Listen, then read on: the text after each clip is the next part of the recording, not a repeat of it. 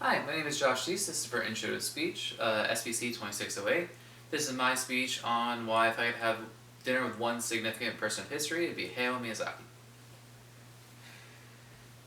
It's safe to say that most Americans are introduced to Japanese culture through the works of Hayao Miyazaki in his animation studio, Studio Ghibli. The most popular of their movies was Spirited Away, which was the first hand-drawn and non-English speaking movie to win an Academy Award for Best Animation.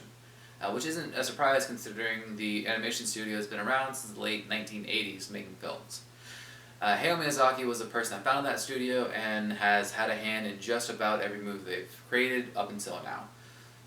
If I could sit down and have a dinner with Hayao Miyazaki, I would ask him, one, why has he come out of retirement so many times? And two, how he's able to write such compelling and realistic female leads for his movies. There's a common joke in the Ghibli fan base about Hayao Miyazaki, and it's you're not supposed to ask how many times he's come out of retirement, but how many last movies he's made, which up till now is about 6. The most recent one was supposed to come out last year in 2020, and it was planned to be the first fully CGI movie in the company's history.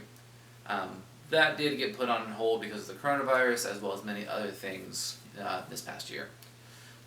More specifically, though, the questions I would ask him at this dinner would be, why has he come out of retirement so many times? In my head, I would imagine it has something to do with him still having stories he wants to tell, but the reality of the matter probably is that he's afraid to leave his legacy behind with the people that are currently in charge with the studio. One of the other things I would like to talk to him about would be how he's able to write such compelling, realistic female characters. It turns out, which I didn't know going into this, and as someone that's seen pretty much all of his movies, every single one has had a female lead. Most of which were children, a couple of them were late teens and early adults. But the fact that I've seen just about every one of his movies, with the exception of one, and I never crossed my mind the fact that each one was starring a female. It's not uncommon, and it's kind of an unwritten rule in Japanese and American film culture that females can't be heroes. If they are, they usually have to be supported by an overzealous male counterpart. So the fact that he's been doing this since the 80s, writing these female leads that are able to take control and just drive the movie and drive the plot forward and be the heroines of their own story, it's pretty amazing.